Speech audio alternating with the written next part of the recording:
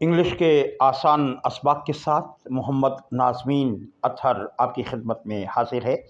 इब्तदाई English course है और इस सिलसिले का चौथा सबक लेकर आपकी खिदमत में हम हाजिर हैं।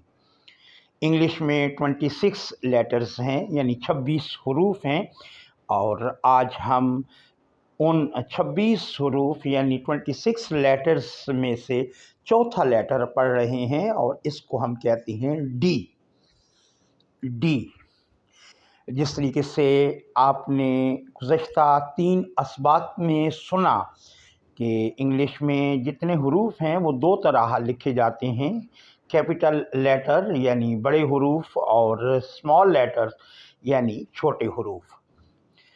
यहाँ स्क्रीन पे जो रेड यानी लाल सुर्ख कलर में आपको डी लिखा नज़र आ रहा है, ये कैपिटल डी है यानी बड़ा डी।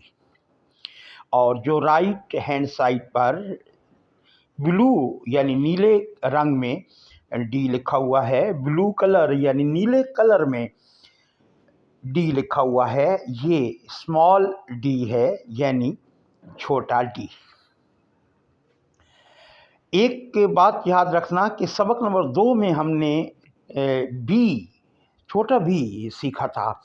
छोटी बी में जो गोलाई है वो लाइन के दाईं तरफ होती है, जबकि डी में गोलाई जो 1 सा लिखा हुआ है इसके बाएं तरफ होती है। तो यहाँ डी है, दोनों की शक्लें एक जैसी हैं, लेकिन डी और बी की शक्ल एक दूसरे से उलट होती है। बी में हम सबसे पहले 1 लिखा करते हैं और उसके दाएं तरफ हम गोलाई लाते हैं, जैसे कि सी लिखा जाता है, ऐसे उल्टी सी जैसे हम लिखते हैं।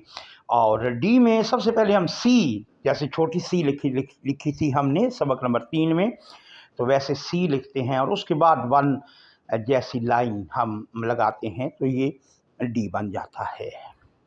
तो बाज़ औक़ात जब हमारे असबाक आगे बढ़ेंगे तो हम आपसे कहेंगे कि आप इंग्लिश लिखें, तो जहाँ बी लिखा होता है वहाँ गलती से हम डी लिख सकते हैं, और जहाँ डी लिखना हो वहाँ गलती करके बी भी लिख सकते हैं। इसलिए बी और डी के इस फ़र्क को आपने यहाँ पर ज़रूर समझना है।